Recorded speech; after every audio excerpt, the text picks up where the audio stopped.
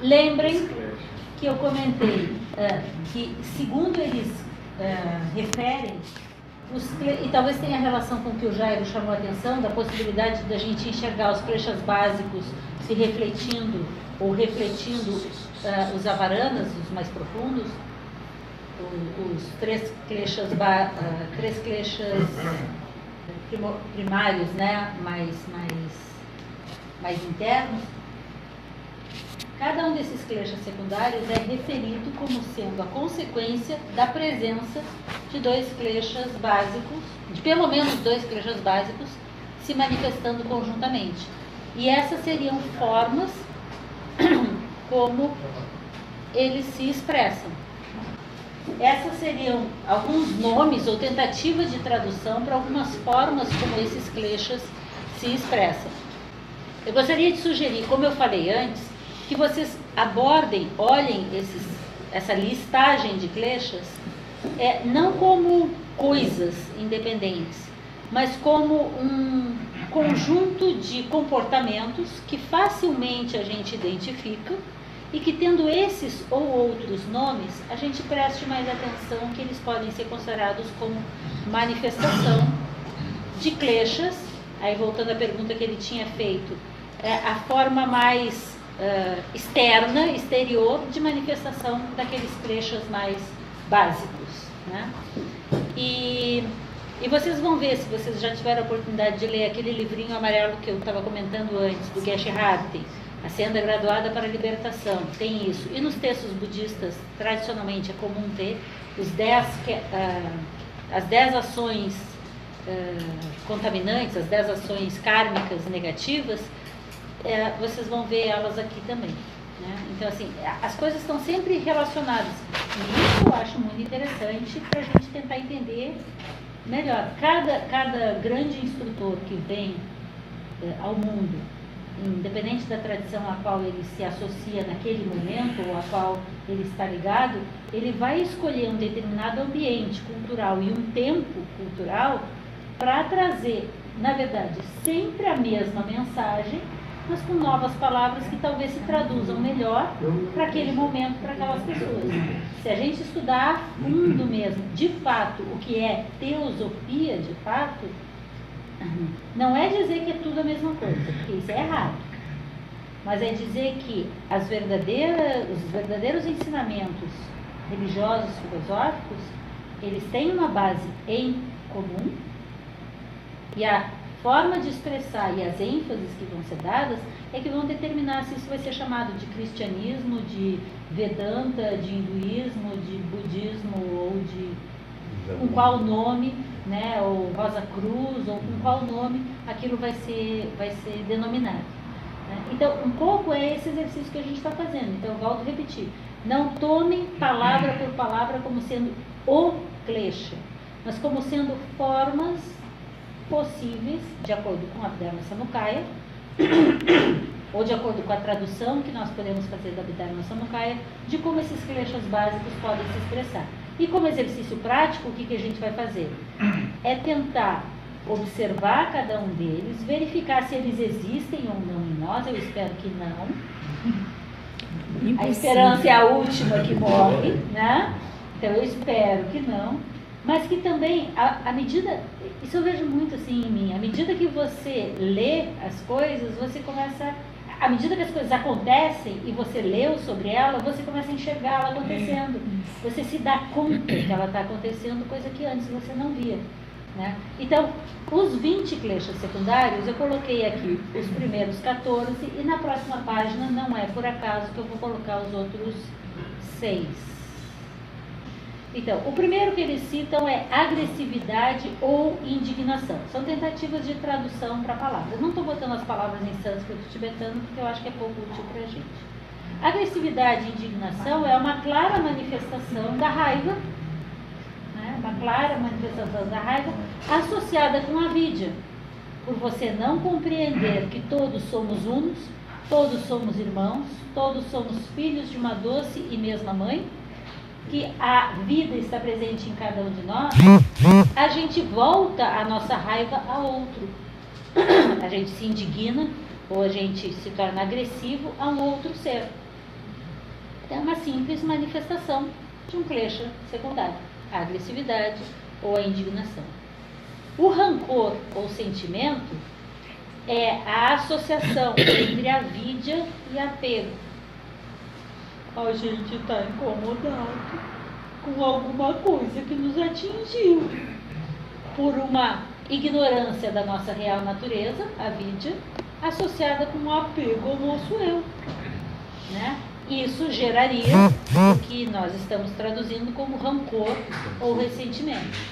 É óbvio que, da mesma forma como na nossa tradição ocidental se fala sobre doenças psicossomáticas e o quanto esses estados mentais, estados psíquicos podem afetar a nossa saúde, a saúde física, né? Aqui da mesma forma. Para a tradição budista, existe um livro bem interessante chamado, é publicação antiga, né? Não deve ser fácil de achar, mas ele fala muito bem, muito claramente disso, e para mim faz muito sentido a partir de conhecer como a tradição budista se expressa. Não existe verdadeira saúde a não ser no estado de Buda. Porque qualquer um que não esteja plenamente iluminado, de alguma forma está doente. Tem dor, tem sofrimento. A palavra doença é derivada da palavra dor. A palavra enfermidade é derivada da palavra febre. Então, assim, estar enfermo, estar com dor, estar doente e tal, só um Buda não tem doença nenhuma. Porque todas as condições kármicas são derivadas do funcionamento da mente. E se a nossa mente está contaminada, a chance de termos saúde é muito pequena. Eu, às vezes, é claro que nesse ambiente aqui fica mais fácil de eu falar isso, mas às vezes eu uso o meu exemplo para ilustrar isso. Eu tenho diabetes há 47 anos e eu tenho excelente saúde. Vocês provavelmente não conhecem muito sobre diabetes, mas chegar a 47 anos com diabetes tipo 1 e muito bem, não é uma coisa comum. Eu acho que, em grande parte, além de ter um enorme conhecimento sobre diabetes, o que me trouxe daqui é enfrentar a condição, qualquer uma que a gente enfrente, com, não sei se eu posso dizer uma cabeça boa, mas é tipo assim, ok, é o pacote que eu ganhei, não posso me livrar dele. Então, vamos fazer do limão uma limonada. A nossa saúde física, social, mental, ela é dependente do nosso karma, que é uma expressão de como a nossa mente funciona. Então, se você quer saúde em qualquer um dos níveis, plena... Purifica a mente. Exatamente, né? Purifica a mente. Plena condição de equilíbrio biopsicossocial vamos trabalhar com a nossa mente, vamos melhorar, vamos eliminar o... compreensão, né? Sim, e não adianta só compreender e ficar repetindo feito eu aqui, né? Feito papagaio, eu estou dizendo que é para fazer isso. Agora, levanta o braço e pergunta, Jane, você já fez? Bom, estou tentando. Eu estou tentando, né? E eu realmente acredito que isso faz muita diferença, porque a experiência que eu tenho, no meu caso, em termos de saúde, é com diabetes. A maioria dos diabéticos que eu tenho um grupo razoável, que tem mais de 30, 40, 50 anos de diabetes, tem essa característica de estar de bem, de não ficar, porque agora qualquer um fica doente, se já não estava vai ficar pior. Não é que condições várias de saúde psíquica, social e física não sejam deprimentes, difíceis, tal. Tem uma frase cristã, né, que diz que Deus dá o cobertor. Deus dá o frio conforme o cobertor, né, e coisas desse jeito. Conforme a roupa, tanto faz. Tem a ver com isso, o fardo de acordo com a tua capacidade de carregar. Então, assim, se essa condição qualquer que seja nos chegou à frente, nós vamos ter que procurar os recursos para lidar com ela. Agora, do ponto de vista kármico, em geral, o que se recomenda é não ser omisso. É não fingir que ela não existe e ignorar. Mas também não é dar todo o valor para uma única condição kármica que você tem e ignorar que você tem que fazer, na verdade, o trabalho na base, no que está nas causas. Né? Porque assim, eu, por exemplo, sou diabética tipo 1, é de infância. Então, assim, não foi porque eu comia muito doce, esse tipo de coisa, que é o que todo mundo sabe. Família. É outra questão. Anterior. Bota. Né? Então, assim, se eu não trabalhar nas causas disso... que o Espírito fez. Eu fazer besteiras, Nessa não. E olha para trás. Tá me ofendendo, né? Então, assim, outra fitazinha aí pra ver. Olha aí. Então, a gente tomar essas propostas como uma proposta de melhorar a nossa vida e a dos demais. Porque a gente vai tentar, essa é a proposta da psicologia budista, nos curar nas causas. Claro. E a principal é tirar a vidya. Eu já disse para vocês que, teoricamente, é super fácil. É retirar a vidya, que é a causa do apego e da aversão e que é a causa de todos os demais kleshas. Então é só isso. Como a gente, às vezes, não consegue ir direto ao fundo do poço, a gente vai comendo pelas beiradas. E é isso que nós vamos ver agora. Quais são as beiradas que a gente vai utilizar? Então, não quero que vocês pensem que eu estou dizendo para vocês que vocês têm essas condições. É só para, se por um acaso vocês perceberem que veio uma força dessas à sua mente, né? Lembrem que, segundo o Asanga, da Yogacara, da escola Yogacara, no Abhisamaya, no Abhidharma Samupaya, né, ele diz que isso aí é um klesha e que ele causa desconforto, desvio de conduta e causa sofrimento em decorrência das marcas kármicas que ele vai deixando. Né? Então, o outro que ele fala também é dissimulação. Bastante comum na nossa sociedade, pelo modo como a gente vive hoje. Né? E eu já não me lembro de simulação, a associação de quais dois kleshas. Sempre a vidya está junto dele, mas dissimulação, ser dissimulado, tentar fingir que você não é quem você é, ou tentar não demonstrar aquilo que de fato você sente e pensa, como as coisas são. Gente, entendam que tudo isso é uma tentativa de sugerir um comportamento adequado do ponto de vista espiritual. Então vão burilando isso, tentando achar as palavras mais adequadas para explicá-las. Malevolência ou maledicência é algo bem fácil de entender. Né? Esse é um karma verbal, né? Que tem os karmas mentais, os karmas verbais. Os mentais são 3, os verbais são 4 e os físicos são 3, né? Que são os 10 karmas. Né? Malevolência ou maledicência é meio óbvio, né? É óbvio que não está certo, é óbvio que gera dano não apenas a quem você está causando aquela fala inadequada, como causa dano a você, porque você está gerando karmas negativos, você está gerando energias negativas que contaminam o seu fluxo mental e causam dano ao ambiente, porque trazem ao ambiente um material inadequado para levar saúde a todas as pessoas. Não é mais fácil a gente ser saudável num ambiente harmônico? Não é difícil a gente ser saudável num ambiente desarmônico? Né? Quem é que tem infelizmente, situação de viver num ambiente de trabalho difícil? Eu dou aula na universidade. Eu fico doente quando eu volto para a universidade. Né? Como diz o Alberto, é o lugar que tem maior grau de ignorância do ponto de vista budista. Tem a vidya ali, né? Porque o ambiente é muito difícil. Pelo menos é a percepção que eu tenho do meu ambiente, né? Dos ambientes que eu tenho convivido. Então, você, com algumas das suas ações, com as suas ações, você está gerando não só um karma pessoal, mas um karma coletivo. Além do que, maledicência e malevolência, você ainda está tentando atingir um outro. Que aí o Bodhikara Avatara vai chamar a atenção. Este outro, espera-se que ele tenha como é que chama? A couraça, né? Para não ser atingido por aquilo. Mas, no entanto, o karma é seu de você estar tentando atingi-lo. Assim como quando você vai ser atingido por uma malevolência de algum outro, uma maledicência de algum outro, o problema não é o outro que te está causando dano. O problema é se você acolher esse dano. E geralmente, então pensem do ponto de vista ao contrário. Se alguém te ataca com palavras ásperas, rudes e coisas assim, e você se sente atingido,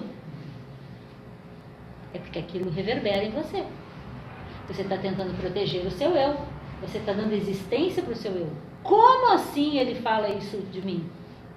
Estou dizendo que maledicência e malevolência não tem problema? Que a gente... Não estou dizendo isso. Eu estou dizendo que você não vai mudar o mundo, mas você pode ser capaz de mudar você mesmo. Para lidar com tudo que vai acontecendo. No Bodhikaravatara, novamente, tem uma passagem que diz assim, os caminhos do mundo, né, os caminhos são muitos e contêm muitas pedras. E as pedras machucam os pés dos caminhantes. Você não pode mandar cobrir todos os caminhos de pedras com tapetes de couro, com tapetes. Então você cobre os seus pés para poder andar nesses caminhos cheios de pedras. O mundo, a vida, é um caminho de pedras. Se você tentar evitar que as pedras te atinjam, do ponto de vista de evitar que as pedras estejam lá, isso não é viável. Agora, proteger a você, no sentido de preservar essa vida única que existe em você, e que se ela tem um motivo, e um motivo adequado, ela deve e precisa ser preservada, vê o quanto é difícil isso entre egocêntrico e o equilíbrio da autopreservação necessária, né? Isso é necessário, então você vai cobrir seus pés, você vai criar a couraça de Virya, que é isso que ele vai falar no texto, né? Que é a determinação de vencer qualquer dificuldade e ir à frente, tentando não se deixar levar pelas dificuldades que vão aparecer. Quem corre na frente recebe muito mais resistência do vento, certo? Vocês acompanham corridas, né? Essas corridas de bicicleta que eles vão trocando de lugar quem vai na frente.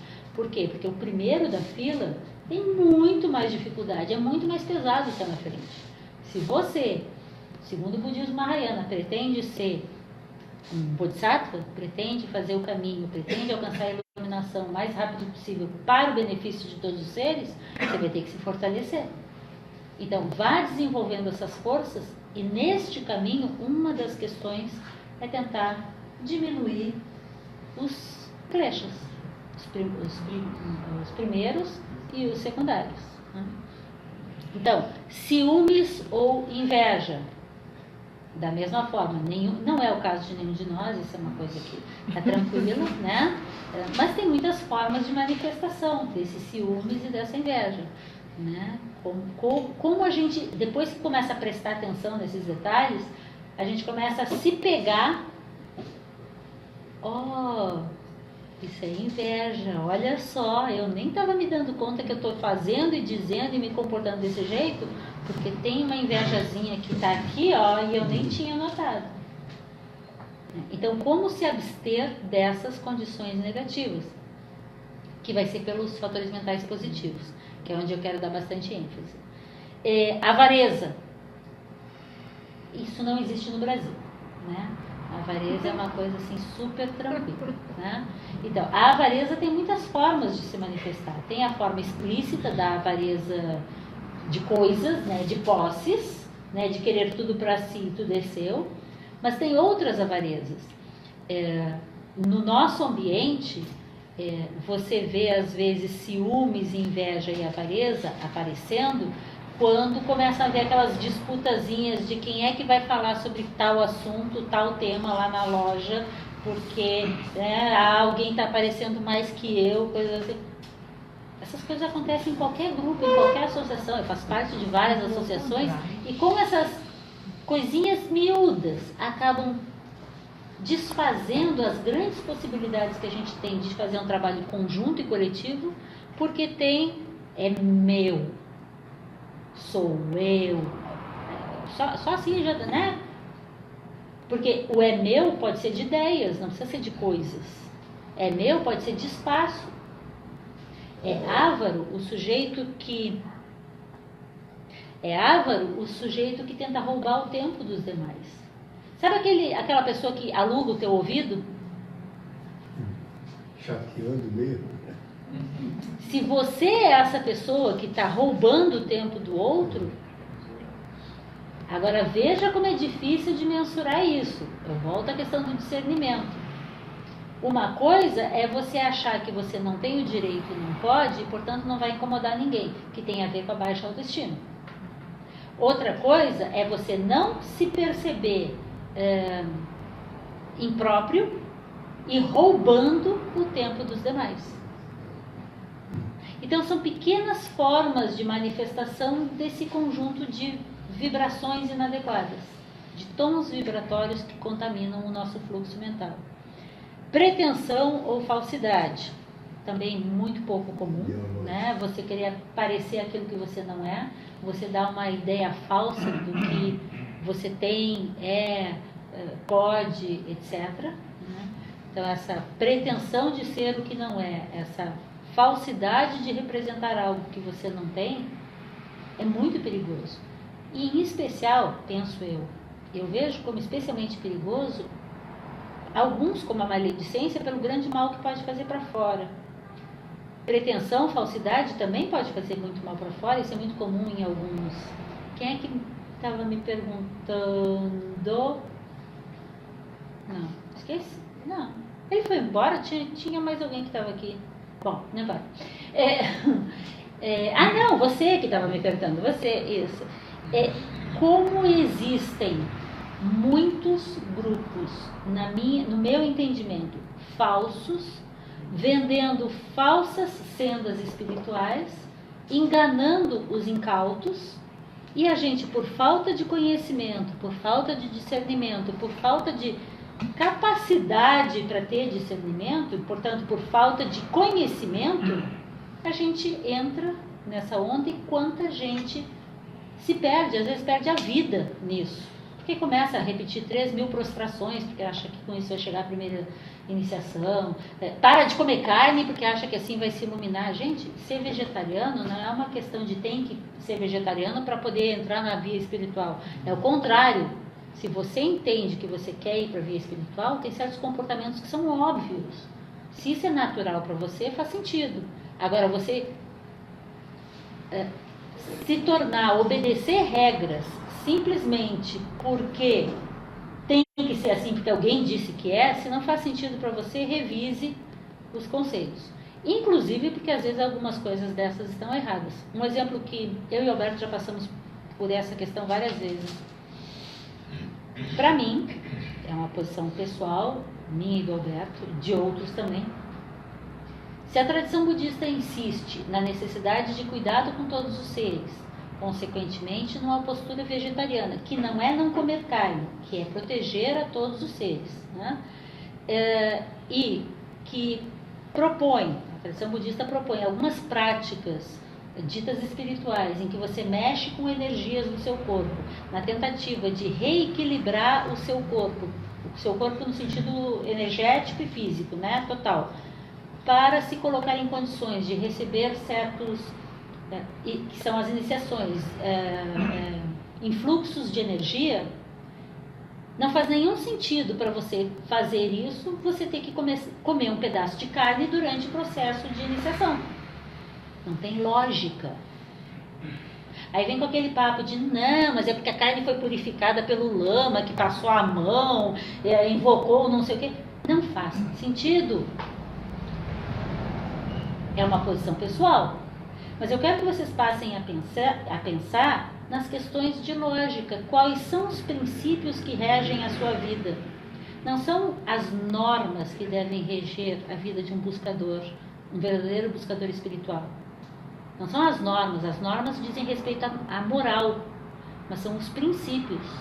Por princípio, você não mata. Por princípio, você não mente. Por princípio, você não é maledicente, você não agride. Por princípio, você não é falso. Por princípio, você não favorece a agressividade, você não favorece a morte, você não é a favor das armas, você não é a favor da maledicência, você não é a favor da mentira, você não é a favor da desestruturação de cada uma das pessoas buscadoras. Então, a sua vida tem que estar de acordo com esses princípios, na medida do possível, porque salvo se nós fôssemos iluminados, acredito que talvez nenhum de nós aqui seja, talvez, nós teríamos uma vida plenamente harmônica. Em não estando assim, por princípio, eu vou tentar o maior grau de harmonia que eu for capaz, aceitando as minhas limitações. Que a gente vai ver que um dos fatores mentais positivos é a questão da paciência, que é a paramita paciência. Você tem que ter, Kshanti, essa capacidade de ser paciente com o que é possível. Enquanto eu não sou um Buda, eu não posso iluminar todos os seres.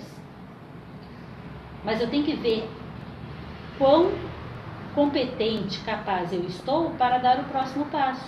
É melhor andar devagar, mas firme e seguramente, do que ficar naquele negócio de corre um pedaço, volta 2, corre mais um, volta mais um. Tá? Você cansa, desgasta e não deixa nada sólido. Então, esses kleshas têm muito a ver com isso, comportamentos que não são morais, mas são éticos, são princípios éticos e não comportamentos determinados por normas. Por isso volta a questão de grupos aos quais a gente se associa em busca dessa possível senda espiritual. Os princípios propostos nesse grupo devem ser princípios éticos e não simplesmente regras, normas que devem ser obedecidas. Se aquela regra não te faz sentido, revise se você de fato tem relação com aquele grupo, ou se há um engano por parte daquele grupo em alguma das regras, ou se aquilo ali é verdadeiro, porque às vezes não é.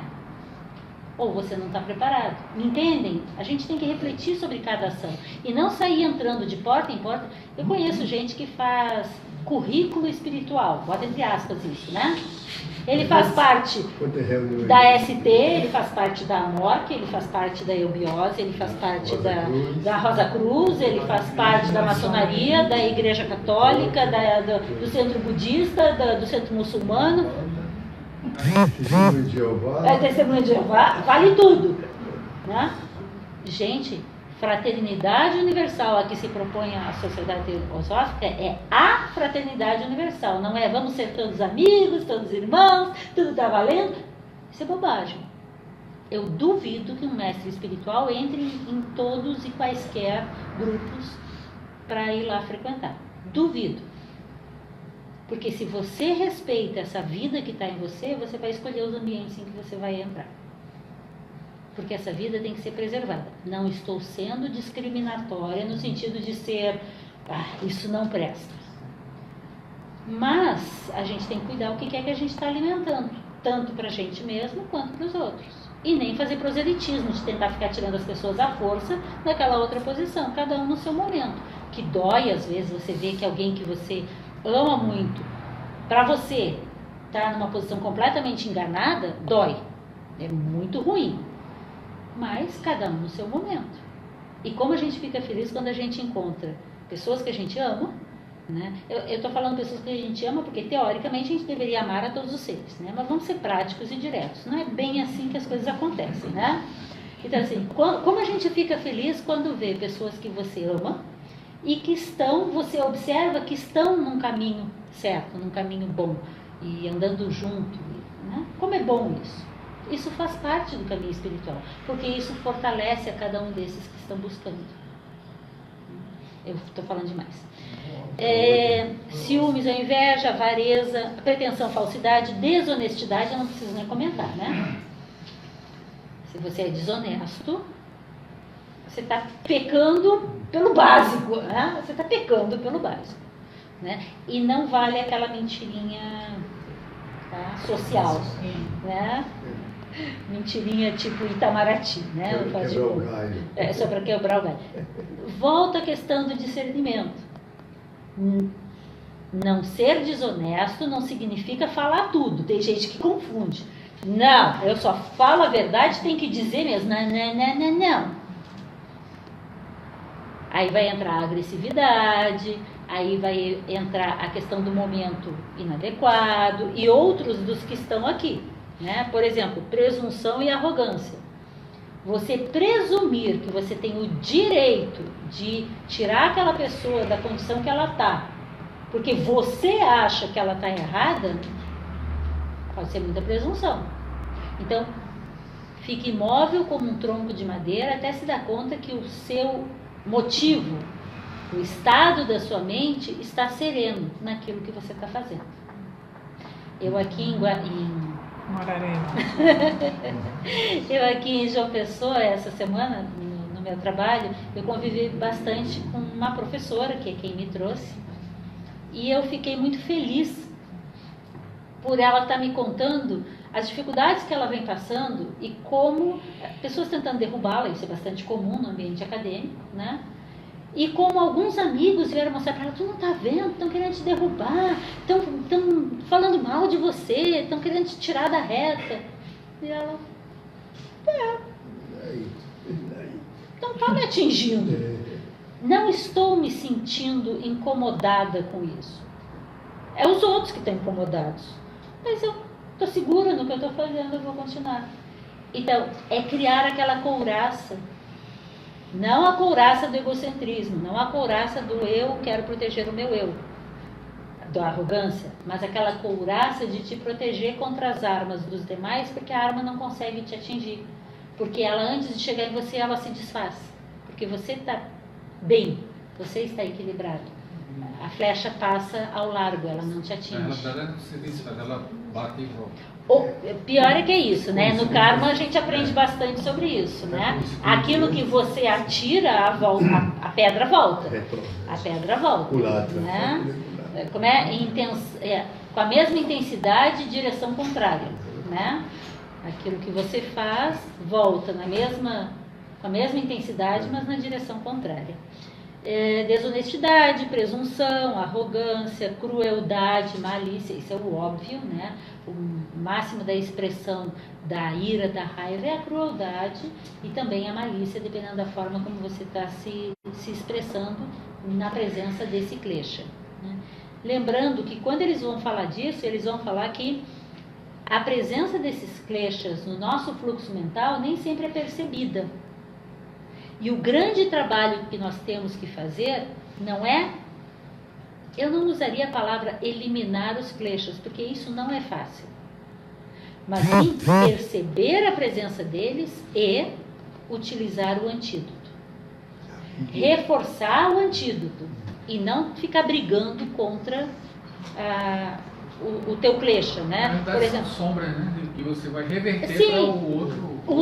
Colocando mais luz para diminuir a força daquela sombra. Tipo assim, não vou ser cruel, não vou ser cruel, não vou ser cruel. Você está falando de crueldade o tempo todo, né? Não vamos ser amorosos, vou ser amoroso, né? Vou ter paciência, vou ser carinhoso, reforçar as qualidades para que o outro lado da balança perca força. Agora, se você nem sequer enxerga que tem o outro lado da balança, o passo é anterior ainda, você tem que enxergar isso vindo. Crueldade, falta de vergonha, impudência, desrespeito, sim, é bem o que vocês viram mesmo, né? Esse também é um klesha secundário. Você não tem vergonha na cara, né? E desconsideração, falta de senso de responsabilidade, é aquele sujeito que tá nem aí, entendeu? Dane-se o resto, cuido de mim e o resto que se dane. Que se vire, não tem nada com isso, né? Que é o irresponsável, no sentido de que eu não tenho nada a ver com isso, omisso. Né? Obviamente isso é péssimo. Os próximos 6, eu só coloquei eles à parte, eles geralmente são listados nessa ordem como está, porque esses 6, eles têm ainda uma característica especial. Eles são apresentados como 6 kleshas secundários que, em especial, prejudicam a meditação. Lembrando que a prática da meditação é exercício obrigatório e necessário do ponto de vista da tradição budista, como é que você vai ter plena atenção frente à presença desses kleshas? Então, eles tem textos que explicam especificamente esses kleshas e como eles prejudicam a meditação, né? Então, e é interessante aqui sim, Jário, eles estão diretamente associados com as gunas, né? Tamas, rajas e Isso. sattva, né? Eles vão estar associados com essas condições. Torpor mental, melancolia, não melancolia como doença, melancolia como aquele estado melancólico, né? E aquele torpor mental e aquele... Como é que isso se observa a presença desse klesha durante a meditação? Não se observa. Não se observa, o cara sai da meditação, ele apaga, né? Então, está todo mundo meditando. Ficava pescando. Pescando a piabinha. Perdeu tempo. Isso não é meditação. É torpor. É torpor. Pode ser a presença do torpor não te permitindo estar atento. Lembra, meditação é plena atenção. A prática da meditação é em busca da plena atenção, não mais aos sentidos externos, na verdade nem ao sexto sentido, mas àquilo que está além disso. Mas já é um bom começo quando a gente consegue, pelo menos, prestar atenção na música que está tocando. Você usa um sentido como referência. Ou numa imagem física ou mental. Ou num cheiro. Né? Cheiro, para mim, é uma coisa que funciona bem razoavelmente. Né? Então, assim, você usa um dos sentidos como foco. E aí vai. Depois você tira esse foco, vai usando cada vez um foco mais sutil. Depois você passa a um foco mental. Né? Mais mental mesmo, né? Até que você não use mais foco nenhum. Eu não consigo, né? Mas isso está na literatura, sei até como se faz, na teoria, mas na prática, para mim, é bastante difícil. A minha mente é muito agitada, né? Ao contrário do tamas inicial, o segundo é rajas, né? Agitação ou excitação mental. É a macacada que eu estava falando, né? Você se programa para fazer o exercício da meditação e passa a conta do telefone, passa a lista do supermercado, passa aquele amigo que você tinha que falar com ele, e aí vem. E você, ao invés de deixar eles passando, você entra na dança e vai junto, né? Aí se agarra num e busca o outro, só um pouquinho, vai lá e pega o papel, anota e volta de novo, vamos meditar agora, né? Essa agitação te tira do foco. É fácil? Na minha opinião, não é. Tem gente que tem facilidade, não é o meu caso, né? Mas é começar a fazer esse exercício de verificar que a macacada está pulando de galho em galho dentro do seu arcabouço mental. E fazer esse exercício com o celular junto, hein? Sim. Não. Esse é que é complicado. Não é? Só para avisar a hora de terminar. Para avisar a hora de terminar. E ele ainda dá um bip um pouquinho antes. Você põe para bipar 2 vezes. Quando falta só 30 segundos e depois de novo, né? A falta de confiança ou a incredulidade. Se você acha que aquela prática que você está fazendo não vai dar certo, não faça. Porque não faz nenhum sentido. Você não... A incredulidade em relação àquela prática e você seguindo aquela prática, né? Então, eu estou dizendo para vocês que eu tenho dificuldade, porque é real, eu tenho dificuldade, e porque cada um de nós tem que encontrar o seu meio de melhorar a sua capacidade de plena atenção. Não é para todos que ficar sentado, ajoelhado de frente para uma parede branca que colabora para ter bom foco. Para alguns funciona, para outros não. Não é para todos que ficar cantando Om funciona, para alguns funciona, para outros não. Não é para todos que ficar girando feito uma barata tonta funciona. Aliás, para nenhum funciona. Então, isso não é para a prática da meditação, né? Mas existem exercícios que a gente vai fazendo com a nossa mente que podem nos ajudar a cada vez mais ter uma melhor capacidade de ter foco. E, obviamente, o teu estilo de vida, o modo como você vive, as coisas com as quais você está envolvido, colaboram ou atrapalham nesse sentido, né? Se a gente tem, e eu vou dizer a gente porque é o meu caso, uma vida extremamente agitada e cheia de coisas, e cheia de compromissos, tal, é difícil você encontrar aquele tempo de parar, serenar e centralizar, né? Eu tenho tentado fazer isso e me ajuda muito quando eu consigo parar. Parece que você meio que desliga tudo, se recompõe, se recupera, depois vamos de volta para a batalha, e lá vai de novo, Mas para cada um vai encontrar o seu caminho, se vai ser cantando Maranata, se vai ser olhando para uma imagem budista, se vai ser dizendo La ilaha illallah, cada um... Os mantras diversos. Esse é o muçulmano, né? La ilaha illallah. Cada um vai achar o seu caminho. E você não precisa usar um só, você pode... Por exemplo, cada dia da semana você usa um. Eu não sugiro isso, pode ficar bem confuso, né? Mas de repente uma semana numa prática, outra semana em outra. Ou assim, a prática da manhã é de um jeito, a da noite é outra. Cada um descobre o seu caminho e conversem com os amigos. Diga. A falta de confiança pode ser na prática e em si. E em si, você não apenas não confia na prática, você pode não confiar em si próprio, como de que adianta eu estar fazendo isso, que é a questão da incredulidade, né? Eu não acredito que isso aqui vá adiantar para alguma coisa, eu sou uma porcaria mesmo, né? Então, de que vai adiantar? Aí primeiro a gente tem que trabalhar outras questões, né? E aí a gente vai ver os fatores positivos para tentar encontrar esse caminho. Preguiça. Eles falam muito nos textos de meditação sobre o grande problema, não sei porquê, da preguiça. Né? Não atrapalha, né? Preguiça, acho que negligência é vem a junto, coisa, né? Acomodado, né? E é raríssimo. É raríssimo. Eu confesso. The idol. Você tem preguiça. Né? São sugestões que eles dão sobre o que eles entendem como sendo os principais kleshas secundários que afetam, atrapalham a meditação, a prática da meditação. Imprudência ou desinteresse tem relação com utilizar meios inadequados para a meditação ou não ter o interesse adequado para a meditação. Por exemplo, eu participei uma vez de um grupo. A gente foi para participar de várias iniciações nesse grupo, era um grupo budista, e uma das iniciações ia ser para vocês terem era uma iniciação para você ter uma energia para ganhar dinheiro. Como assim? Nada contra o dinheiro. A questão não é ser a favor ou contra. Dinheiro precisa. Mas fazer uma prática para você ficar mais forte para ganhar mais dinheiro não me parece exatamente uma prática espiritual. De jeito. Entendeu?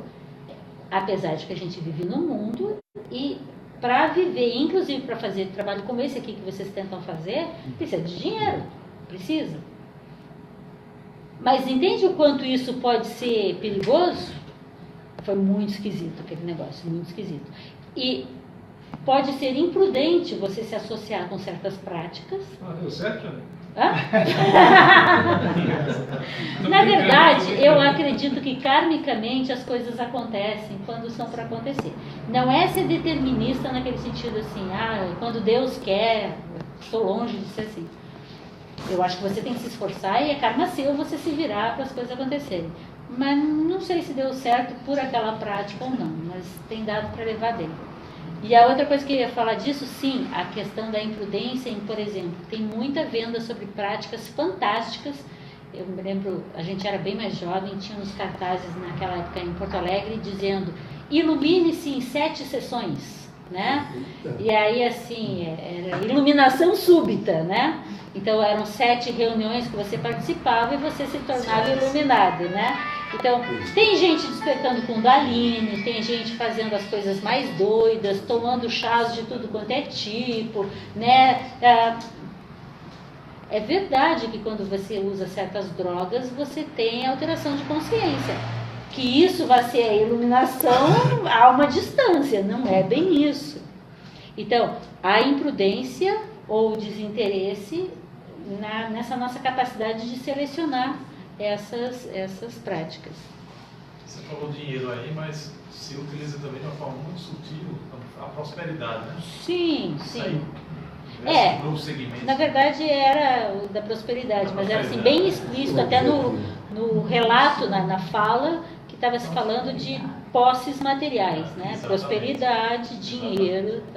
Então, foi muito esquisito, né? Esquecimento.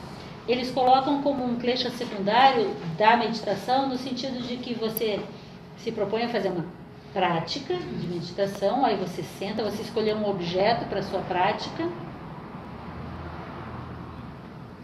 E aí você esqueceu. Isso é comum. Isso é comum. Uma mente com dificuldade de focar, a tal concentração, ela pode ter dificuldade de manter a prática porque ela simplesmente esquece qual era o foco da prática dela, o porquê que ela estava fazendo aquela prática, né? Então, esquecimento durante a prática. Você esquece o que você está fazendo ali, você esquece qual é o foco, você esquece o seu objeto de meditação, porque principalmente no começo, o seu objeto de meditação tende a ser um objeto mais palpável, uma ideia, uma figura, uma imagem, um som, tal. Depois, com o tempo, você começa a não ter objetos de meditação. E aí você pode esquecer que você está fazendo meditação, esquecer de si e ir embora. Então, esquecimento eles também colocam. Vê que esquecimento tem a ver com tamas, a desatenção tem a ver com rajas, novamente a gente volta a isso. Desatenção, que é perder o foco, né? Um é esquecer o foco, outro é passa outro e você vai. Aí você volta. Não esqueceu. Aí passou outro e você vai. Aí você volta, né? Isso não acontece conosco, entendeu? Então, mas assim, desatenção. Você não ter a atenção necessária, não ter a atenção necessária. E inconstância ou distração, né? Que é mais ou menos a mesma coisa. Que é a inconstância da própria proposta de fazer a prática. A tradição budista me incomoda com isso. Ela exige muito de compromisso. Me incomoda porque, assim, não é uma facilidade para mim cumprir até o fim tudo que eu me proponho. Eu tenho uma dificuldade, eu levo até quase terminar e paro. Meus livros estão todos escritos, todos guardados na gaveta, né? Publicar, que é bom, fica lá. Essa constância, você se propõe a meditar todos os dias às 7 da manhã. Aí no primeiro dia você está com preguiça, aí no segundo dia você esqueceu, é inconstância. Aí no terceiro dia você lembra e você faz. Aí no quarto dia a sua filha ligou. Então essa inconstância é muito salientada por eles, e eles dizem assim: se você se comprometeu, faça. Se você começou, termine. Não assuma um novo compromisso enquanto não terminar o anterior. Na vida que a gente vive hoje, eu acho isso bastante difícil. Então é um treino que eu tenho tentado fazer comigo mesmo. E depois dos kleshas, kleshas são contaminações que causam desvios, perturbações no funcionamento dos demais fatores mentais. Eles dão um colorido distorcido, resultam em sofrimento e mais amarras kármicas, porque eles fazem você agir de forma inadequada, o que gera um karma negativo que retroalimenta uma tendência kármica que você já tinha, e assim você vai ficando cada vez mais enredado. Bola de neve, né? Bola de neve. Para combater os kleshas, é necessário usar os antídotos. Quais são os antídotos? Os fatores mentais positivos. E nós vamos ver os fatores mentais positivos, e para ser bem boazinha, eu vou deixar vocês irem embora, depois a gente vê os fatores mentais positivos. Porque a gente sai com uma coisa boa, né? Não, eu vou cuidar a hora. Você fez uma cara assim? Não, a gente vai ver os positivos, né? Vamos ver os fatores mentais positivos. Eu estou dizendo, e aí a gente vai embora com uma coisa positiva na mente, entendeu? Vocês vão sonhar com os fatores positivos, e amanhã vocês chegam aqui mais positivos, para a gente poder, então, amanhã começar a fazer a discussão a partir de passagens que tem nos textos que nos ilustram um pouco a prática desse conhecimento da psicologia budista. É confortável. Exato. Primeiro fator mental positivo: confiança, ou fé, ou pistes. É o mesmo sentido de pistes, de pistofia, né? É Shraddha, né? Que é aquela certeza, convicção, confiança. Tá? Isso é um fator positivo e fundamental para que você pegue o caminho e siga. Só que para ter confiança, você tem que ter conhecimento, você tem que ter discernimento, você tem que saber onde está pisando. Normalmente, eu acredito que vocês vão concordar comigo, a gente tem, sabe aquele grilo falante, um sexto sentido que diz pra gente quando você está mais ou menos no caminho certo, ou quando tem alguma coisa que você cheira assim, tem algo aqui que não está batendo. Você não tem confiança quando você tem aquele cheirinho de queimado, né? Tem alguma coisa que não está batendo. Então é melhor primeiro voltar atrás, esclarecer bem, para que você possa ter plena confiança naquilo que você está se determinando a fazer. Atribuem a que Buda teria dito de que não é para acreditar em nada do que ele disse, mas que se você achar que aquilo faz algum sentido, que você experimente. E se experimentando você viu que faz sentido, então tenha confiança e leve adiante. Então estou me repetindo nessa mesma posição que Siddhartha teria exposto. Estude, aprenda, entenda. Se achar que faz sentido, ponha em prática. Não saia repetindo só porque Siddhartha disse. Azar o dele se ele era iluminado, eu ainda não sou. Então ponha em prática e experimente. Se você viu que dá para ter fé nesse negócio, mantenha a confiança e pratique, leve adiante. É um fator mental básico para condições favoráveis da mente. Se a mente não tiver confiança nisso, ela não vai andar. Resultante da certeza interior, que é plena de lucidez, é o fundamento de todas as sendas. Um desejo ardente por aquilo que é real, que tem valor e que é possível. Na tradição Mahayana se fala muito que se você não identifica que Buda está em você mesmo, vai ser muito difícil você caminhar, porque você não sabe onde é o caminho. Lembra que alguns textos teosóficos, eu me lembro de ter lido isso em algum texto, que diz da saudade saudável que você tem a questão da parábola da casa do pai, né? Do retorno à casa do pai. Aquele desejo de retorno a quem você de fato é, né? Isso, à medida que você começa a vislumbrar que isso é o teu caminho, o teu foco, te traz mais confiança. E provavelmente você vai colocar mais energia nessas questões. Porque se não tiver essa questão de vai ter confiança em quê? Então, porque tem algo que antecede essa confiança. O conhecimento, sem dúvida nenhuma. E conhecimento, eu estou falando, não é o letramento simples, né? Mas é aquele conhecer de sabor, né? De saber com sabor. E, infelizmente, a palavra fé está bastante mal usada, né? No nosso contexto, no nosso convívio. E muitas vezes ela é usada naquele sentido, principalmente dentro das tradições cristãs populares, né? Acredita na mãe que o filho te salva, né? Quem acredita em Deus já está salvo, né? E a fé no pastor, no padre, no como é que chama? No doutrinador, isso. Naquele sujeito que representa aquele possível caminho e que muitas vezes é simplesmente uma fé externa, uma confiança externa e que na verdade vai te deixar patinando. Então a gente tem que ir muito mais fundo nessas questões. A fé cega. Bom, segundo fator positivo, o sentido de correção, de autorrespeito, de ser irrepreensível, fazendo de si mesmo uma norma de conduta. Olhem que estranho. Isso é uma tentativa de tradução daquela ideia, que é uma palavrinha só, mas eu não encontrei uma palavra que traduzisse isso. Então, é uma tentativa de tradução da ideia. Isso, normalmente, na nossa cultura, a gente não consideraria um fator mental. Mas, para eles, isso é uma espécie de tom vibratório no seu fluxo mental que faz você ser um exemplo de uma norma de conduta irrepreensível, né?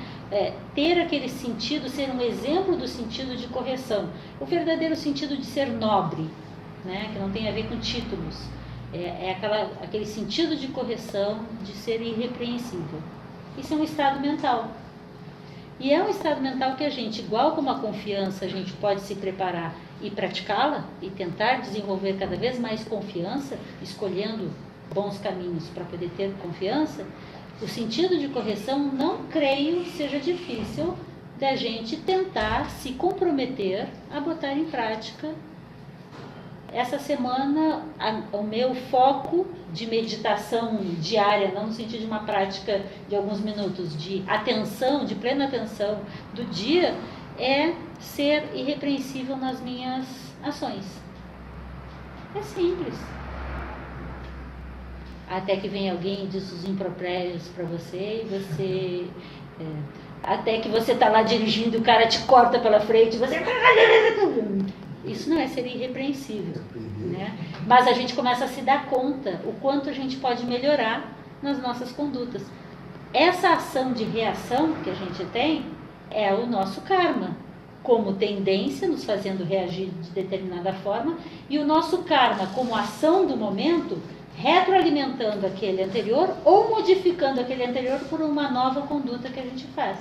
Mas a gente só vai ver essa diferença entre o fator mental chegando para dirigir a nossa mente e o fator mental conduzindo a nossa ação no momento, se a gente tiver vigilância sobre o nosso estado mental. E essa vigilância não cai do céu. Ela é treinada naquelas práticas de meditação em que você tenta esvaziar a mente e verificar ela funcionando. Jane, às vezes ela não é externa também a reação interna. Não, eu estou dando um exemplo externo porque é mais fácil da gente verificar, né? Mas esses internos também são... É ser irrepreensível não apenas do ponto de vista visível, né? Mas só que o ponto de vista invisível, ele é mais importante, mas ele é mais exigente, né? Então, assim, você pode não mais reagir ao ataque pegando o cara pelo pescoço e esbafeteando, né? Ok, você conseguiu não fazer isso. Mas você pode reagir apenas mandando ele para aquele lugar. Também está errado. Mas você pode sorrir e mentalmente continua péssimo. Mas se você pelo menos não teve a má ação kármica física, nem a má ação kármica verbal, mas a má ação kármica mental está ali. E lembra, é o fator mental que conduz tudo isso. Aos poucos você vê que vai reagir, fica imóvel como um tronco de madeira. Respira, conta até 10. Só que a gente normalmente não vê que a gente reage o tempo todo, porque a gente simplesmente responde às tendências kármicas, aos fatores mentais samskaras que a gente tem. A gente entra no automático e vai funcionando. Começar a ter essa percepção é o que Lojong vai enfatizar bastante pra gente. A tradição tibetana que se baseia no Shantideva, que por sua vez se baseia no Abhidharma Samuccaya. Observar como a sua mente funciona e tentar barrá-la no sentido de barrar os kleshas e as conduções inadequadas antes que elas conduzam a atuação. Com isso, você não vai eliminar o klesha, mas você vai cada vez mais reduzir a força deles. E aí é importante a gente estar alimentando os fatores positivos, para você ter cada vez mais forças, é um jogo de forças, para reduzir as forças, vamos chamar de negativas, que estão ali, se por acaso vocês têm algum karma negativo, algum klesha contaminando o seu fluxo mental, né, para a gente poder observar eles presentes. Se você travar esse pensamento, essa ação, mas continuar pensando nela, você está jogando o seu pensamento na corrente. Sim. E esse pensamento ele vai encontrar alguém que vai agir por você. Ninguém nunca para para pensar nisso. Exatamente. E lembra que eu comentei há pouco sobre como mentalmente a gente nos conduz às nossas doenças? Eu não sou a favor de você ficar engolindo todos os problemas, porque isso estoura em doença. Mas, se você conseguir não chegar a ter essa reação, não é ação, isso é reação, você pode talvez conduzir a sua energia para que ela flua pelos canais de energia e pelos canais de energia de uma forma muito mais apropriada e para o benefício de todos os seres, e não para matar aquele desgraçado que estava fazendo isso contigo que você não gostou. Desculpa. Né? Mas a ideia é essa. Desculpa que eu uso alguns exemplos assim, mas é que é uma coisa que a gente vive, é vida real, né? É vida real. Mas sim, existem exemplos muito melhores, mais delicados, mais sutis, né? Aqui na prática tem que ter uma vigilância total, né? É. Você falou ter um dia assim, de ações Você, a palavra que você usou, irrepreensíveis. Irrepreensível, exato. E ao mesmo tempo, se de repente fala alguma verdade, você está sendo irrepreensível. Né? Mas a pessoa vai reagir àquela verdade que você está dizendo. Mas você falou com qual motivação? Exato, aí sim. Por isso que eu digo, assim, há que analisar todo o contexto. Exatamente. Porque ser irrepreensível não é deixar de fazer qualquer coisa que do ponto de vista moral seja errado. Muitas vezes é considerado errado do ponto de vista moral você falar uma verdade. A questão é, lembra aquelas 3 palavrinhas que você deve falar se for verdade, útil, E verdadeiro. verdadeiro, Amável. útil e amável. Você descobrir a forma de dizer aquela verdade, se ela for útil, de modo amável. Não é simples. Uma forma. Que às vezes não é útil. Com a prática, e eu acho que como é o nome dela que eu esqueci agora? Ângela. Não, ela. É Dilma? Edilma, desculpa Edilma, esqueci seu nome. Eu e Edilma somos professoras. A gente como professor é muito chamado a essa prática de você olhar aquele menino, Respirar. e respirar fundo e pensar como é que você vai dizer, muitas vezes, de novo, naquilo que você já disse tantas e tantas vezes. Né? Mas que do seu ponto de vista é verdadeiro, é útil e tem que ser dito de forma amável. O psicólogo também passa por isso. Sim, com certeza, porque até pela prática do psicólogo, você identifica fatores ali que a pessoa ou está tentando não ver, ou ela não é consciente, e você precisa dizer isso a ela, mas que ela não reaja, ou que ela reaja, dependendo do objetivo, àquilo da forma adequada. Então é extremamente exigente isso, e eu adoro essas 3 palavrinhas. Tem que ser verdadeiro, útil e amável. Se não for algum dos 3, fica calado, até descobrir qual é a verdade, quão útil, e dizê-lo de forma amável. Né? E o pior, Isso para mim, assim, é basilar. é que no caso de Ângela, de psicólogo, ele nem deve dizer, né? Ele deve conduzir A pessoa uma a ouvir, mayêutica para Depende que da prática. E depende da coisa, né? Aí vem toda a É. questão do discernimento.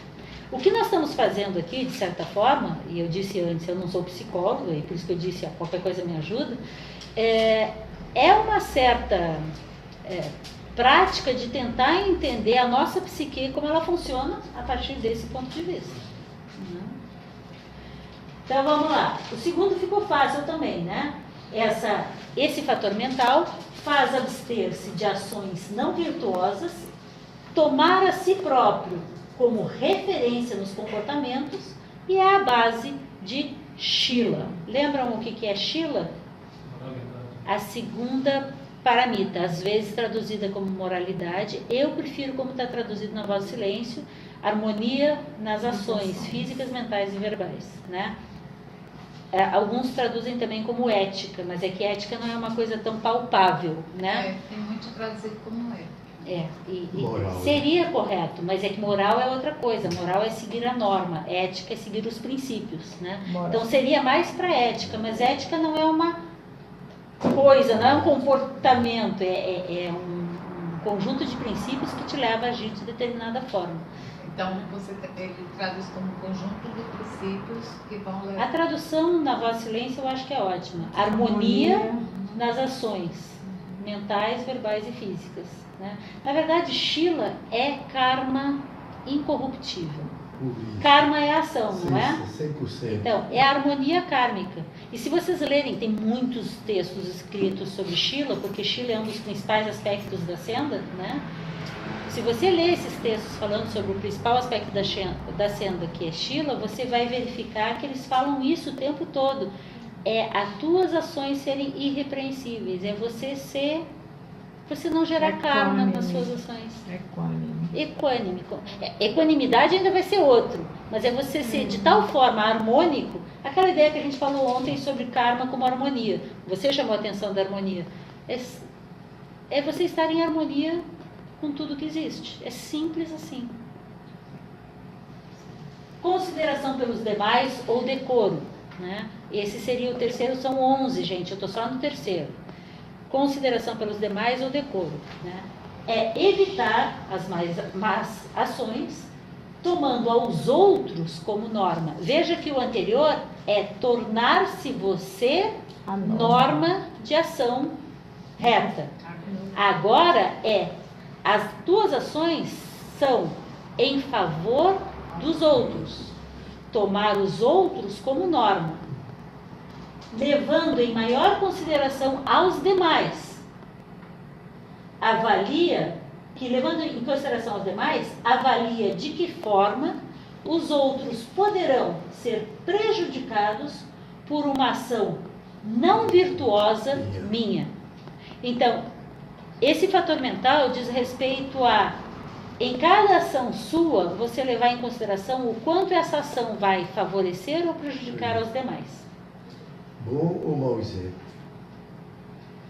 Favorável ou desfavorável aos demais. É os demais que serão a norma para a tua posição, para a tua atitude. Enquanto que o anterior é você ser a norma de conduta, o exemplo para os demais. E você tem que estar em bastante harmonia para poder considerar isso aí. Obviamente, todos eles estão interligados. Exatamente, porque se você não tem harmonia no seu próprio karma, como é que você... Né? Você pode tomar os outros em consideração, mas a dificuldade de você enxergar de discernir essa harmonia na sua ação em relação aos demais, certamente será maior. Né? Eu acho que é uma consequência só se tomar a si mesmo como essa referência de comportamento. Nesse sentido, ele vai tomar os outros. Sim, a referência que muda. Né? É bonito, não é? Mas tem que ser prático. Nós temos que botar isso em prática, né? Ficar falando, o amor é lindo, as boas ações, a paciência, cala a boca! Ele tem que seguir. Perdeu o tempo. Então, assim, que se tente, dentro do possível, né? Que isso seja não apenas um discurso, mas seja pelo menos uma tentativa de prática. Desapego. Não é nenhum outro diferente, não. É viraga mesmo, é desapego. Vocês vão ver que os fatores mentais positivos são as paramitas e mais 5 outros fatores. Lembra que viraga, ou desapego, que é, sem dúvida nenhuma, uma qualidade virtuosa, todos conhecem essa qualidade, é aquela chave especial na Voz do Silêncio, terceiro livro, que fica no meio da senda, né? Para você adentrar o quarto portal, você precisa da chave de viraga, a chave do desapego, que é a que te torna capaz de alcançar o 5º estágio e assim ficar livre das amarras do karma. Não é por acaso. Não, chá de sampate é outra coisa. Desqualificação. Chá de sampate. Chá de sampate é a quarta categoria daquelas condições da mente. Viveka, Vairagya, isso. Os pés do meio. Não, Mumukshutka e chá de sampate, que são as 6 qualidades da mente. Os pés do meio. Que estão aqui, as 6, por sinal. Também estão aqui. Tá? Então é ver o objeto com imparcialidade. Né? Se esse fator mental positivo está realmente na mente, não tem insatisfação. Se você não tem apego pelo objeto, tanto faz se ele está contigo ou não. Você não vai sofrer porque ele está longe e você não vai ficar feliz porque ele está perto. Você tem imparcialidade em relação a todos os objetos. Objetos sejam eles físicos, objetos sejam eles pessoas, sejam eles experiências, ideias, etc. Não ódio ou imperturbabilidade. Tá? Volto a referir. A tentativa de tradução, eu posso não ter sido muito feliz, mas a minha ideia é tentar traduzir a ideia. Tá? E algumas dessas palavras eu não consegui encontrar no dicionário, e não só eu, mesmo em inglês você encontra palavras entre aspas, neologismos, tentando criar uma palavra que traduza aquela ideia. Tá? Então é não ter ódio, ser imperturbável em relação à raiva. Nós vamos falar, a gente talvez traduza por amor, Mas não é esse exatamente o sentido. O sentido aqui é de ter uma força oposta à ira. Estão vendo os dois kleshas básicos aqui? Desapego e não ira, não ódio. Klesha e Raga e Dvesha. Né? Raga e Dvesha. Então aqui são os opostos a Raga e Dvesha. Cada um desses 11 fatores mentais, eles estão bastante direcionados a alguns conjuntos de kleshas. Então, não ódio e imperturbabilidade é essa ausência de intenção de afligir a alguém, aos seres, né? E prover, vamos botar o óculos? Prover a base para não engajar-se em mau comportamento e para ter paciência. É ter não aversão, sob qualquer circunstância. É não ter ódio, é não ter raiva. Então, na dificuldade de traduzir isso, para achar a palavra adequada para isso, eu estou usando a negativa. Mas não é uma condição negativa, é uma condição positiva de não ódio. É uma condição positiva de não raiva. É uma condição de não ter aversão, de se manter equânime, imperturbável, frente a alguma coisa que você não quer, que você tem raiva, que você tem aversão e que está contigo. Ou não querer manter distância, quer dizer, ter uma condição mental que não te faz ter problemas em relação a alguma coisa que você teria raiva se aproximasse. Tem um texto de Sirian que ele fala isso assim, magistral negatividade, que é isso, que é você observar e é como uma chapa antiga de fotografia, que era o negativo. O negativo. Era o contrário. Entendi. Eu achei muito... A ideia ajuda a traduzir. Eu achei isso fantástico. E vejam, aqui nessa página estão 3 fatores mentais positivos que se contrapõem aos 3 kleshas básicos. Apego, aversão e avidya. Agora, se a avidya é difícil de traduzir, me diz como é que eu traduzo não avidya. Avidya. É não avidya. É vidya. Então, eu vou ter que definir vidya. Então, aqui é uma tentativa de definir vidya.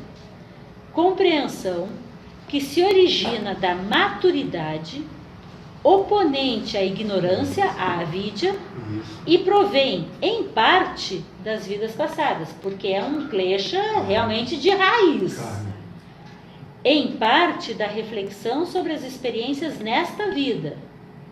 E também é responsável por acabar com a dúvida. Lembra aquele klesha básico? Proporcionando uma base sólida para ações virtuosas. Então, esse fator mental positivo é uma condição de mente que tem uma energia que não se confunde com a avidya. Não quero desestimulá-los não, mas provavelmente é só uns bodhisattvas de últimos níveis assim que tem isso aqui fluindo, né? Mas nada nos impede da gente não estar, ou tentando estar plenamente atento à necessidade de você não ser conduzido por avidya, e sim, predominantemente, tentar conduzir-se por vidya. E os últimos 5 fatores mentais positivos seriam: o primeiro é virya, né? Paramita virya, resoluta e irreversível perseverança entusiástica, é só isso, né? Mas obviamente é resoluta e irreversível perseverança entusiástica naquilo que efetivamente merece ser feito, precisa ser feito, que está de acordo com o caminho, com a senda, com a evolução, né? Evolução é ruim de dizer, né? Porque na verdade a gente não evolui, a gente simplesmente destampa aquilo que a gente sempre foi e esquece. Ok. Então o primeiro deles, então, que é virya, eu uso uma referência de Vasubandhu aqui para traduzir. É o antídoto contra a indolência e é o que move a mente na direção daquilo que é positivo, daquilo que é benéfico, daquilo que é necessário. Mantém a mente incansável com determinação e constante na reta ação, no que é saudável, no que é meritório. É energia, é determinação, é víria. Energia É indômita. víria. Energia indômita, né? Mas naquilo que Vale a pena. merece se colocar a energia. O segundo eu acho muito bonitinho, o segundo dessa página. Flexibilidade e vigilância. Parecem um pouco diferentes as duas palavras, mas é que a ideia que eles colocam aqui tem a ver com ambas. É uma vigilância flexível ou uma flexibilidade que é vigilante, Atento. que acompanha o movimento observando com vigilância, mas não que tenta controlar. Lembra que ontem eu falei sobre atenção com atenção, atenção com cedilha, e o segundo, atenção, no sentido de ser a negativa de tensão com S, né? Então, tem muito a ver com isso, é ter atenção com atenção. Eu entendi que todas essas práticas ali necessitam dessa autoobservação. Que amanhã vai ser um dos focos centrais do que a gente vai falar, vigilância. Essa vigilância constante, contínua, né? Então, como eu disse antes, isso aqui foi uma escolha que eu não sei porque a Sangha fez dessa forma. Dentro daquele ambiente, momento histórico-cultural dele, essa estruturação para eles fazia sentido e parece, porque ao longo dos séculos se continua repetindo esse texto como texto base para o entendimento da psicologia budista, isso faz sentido. Eu estou tendo um pouco de dificuldade, às vezes, em traduzir algumas dessas palavras no sentido de dar diferenciação entre elas. Por isso que eu insisti com vocês. Eu acho que a gente tem que entender o conteúdo desse conjunto. E isso, eu acho, creio, está ficando claro. É botar energia nisso. Lembrando algumas dessas palavras que nos ajudam. Ter entusiasmo, ter flexibilidade, ter desapego, não ter raiva, tentar ser bem cônscio, né? Essas coisas que vão te dando o tom e manter esse tom vibratório nas nossas mentes. Aí volta aquela ideia que eu dei antes, botar uma plaquinha na geladeira, na porta do quarto, em cima da cama, aquela semana, aquela é a qualidade com a qual você vai trabalhar. Porque a gente tem que forçar a barra às vezes um pouquinho para você se direcionar, porque algumas coisas estão esquecidas, né? Então, flexibilidade é essa maleabilidade com vigilância, ser flexível, né? Interrompe a indolência no corpo e na mente e leva à concentração com suavidade, que é a atenção com a atenção, né? Estar concentrado, mas com suavidade. Acho que um barco é uma situação mais fácil de entender. Imaginem, até porque aqui a gente está na praia, né? Imaginem vocês de pé em cima de uma prancha de Surf. De surf. de surf, sim, serve, né? Você de pé ali, você consegue se manter em pé? Sim, mas se você ficar rígido, você cai. Você tem que ser firme, focado, mas maleável. Porque é nesse maleável que você consegue se manter firme. A vida é dinâmica. Se você resolver, eu vou pra lá, você vai dar com os burros na água. Porque não é assim, a vida não anda em linha reta. Para ir para lá, põe o foco, mas vai. O problema é que a gente faz assim, aí você pega o caminho de novo.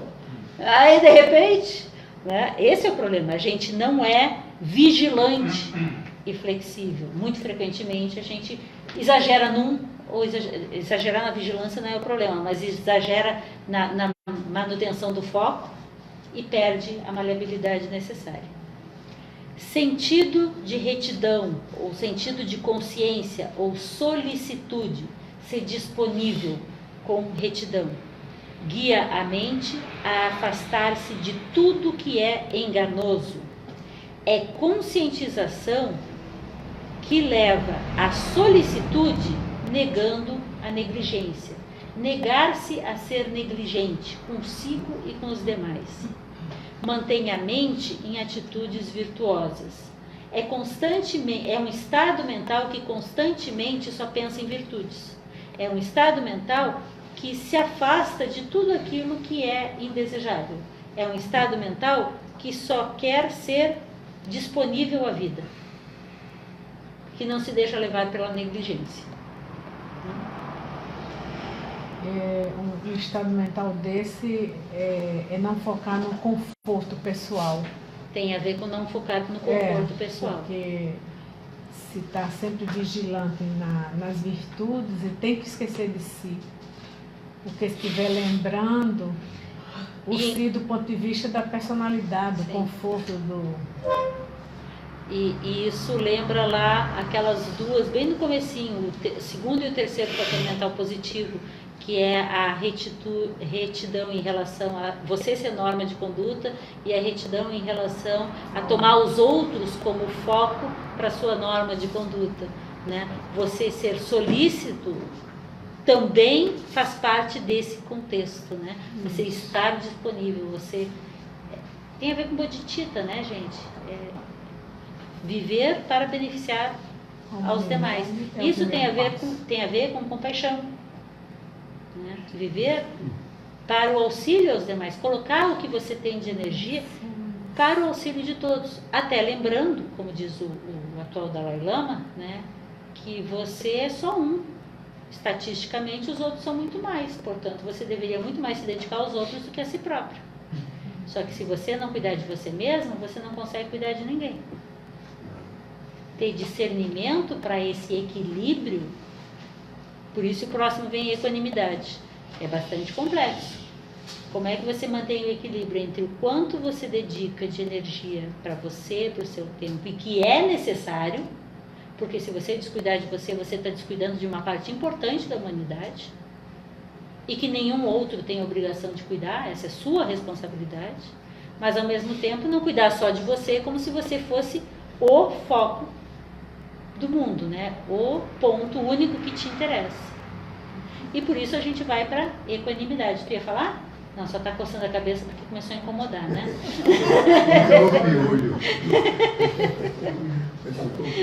Equanimidade. Esse fator mental positivo é muito repetido em muitos textos. Deixa eu fazer um outro comentário.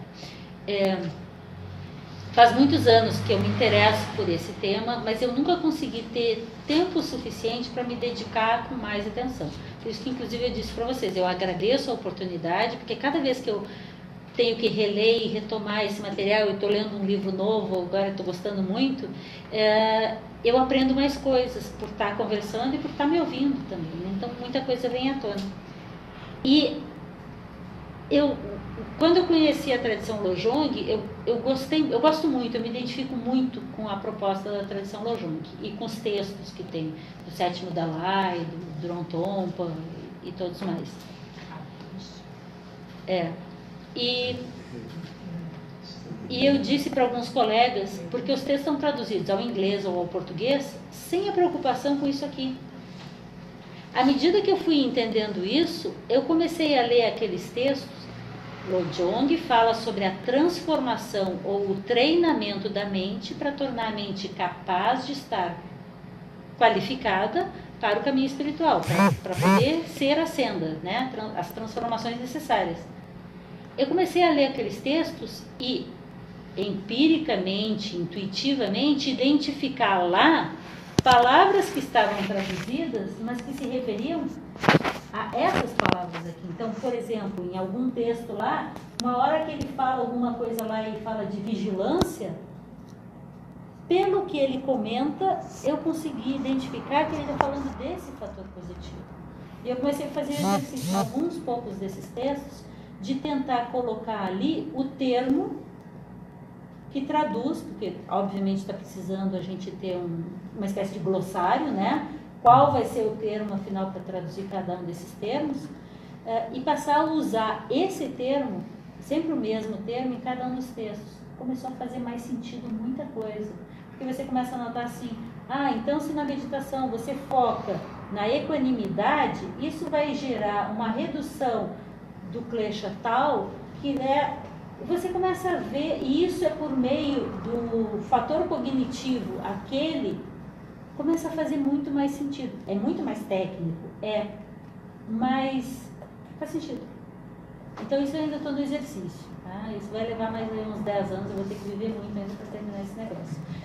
Mas fica bacana, e eu quero que vocês pensem nisso. Quando forem ler textos que propõem uma reflexão sobre a nossa prática diária em relação a como funciona a nossa mente, portanto o caminho espiritual, lembrem dessas coisas que a gente está falando hoje, que de repente pode ser útil. Tá?